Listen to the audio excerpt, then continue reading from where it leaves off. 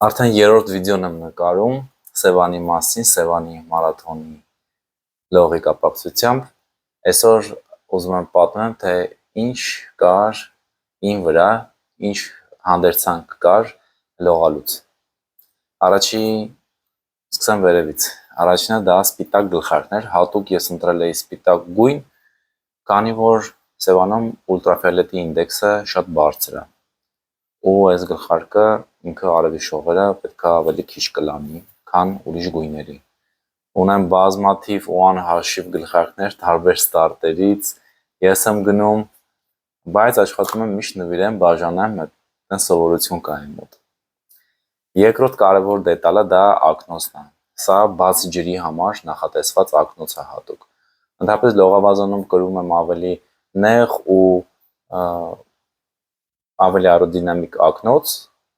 բայց բաց ջրում ինձ պետք էր փափուկ բարձիկներով ունենց ակնոց, որը ոչ միտեղ չի սխմում, չի ցավացնում ու կարաս կրես անվերջ, չզգաս ընդհանրապես իրենց ներկայությունը քո վրա։ Գիդրակոստյումը, որը քիչ շատ ինձ ցրտից պաշտպանում էր, գոտկատեղից մինչև ծնկների սկիզբ հաստատ պաշտպանված էր ցրտից, բայց երբ որ դու գտնվում ես 24 ժամ ջրի մեջ, ցանկացած ջուր, նույնիսկ 20 աստիճան ջուրը դառնում է սարսափելի սառը։ Ու այս գլխարկը ունի մի հատ պատմություն։ Ես գնել եմ էլի իրան շատ շուտ, օգտագործել եմ երևի մի անգամ, մի քանի ժամով, այ անհարմարավետության համար իրանից հրաժարվել էի,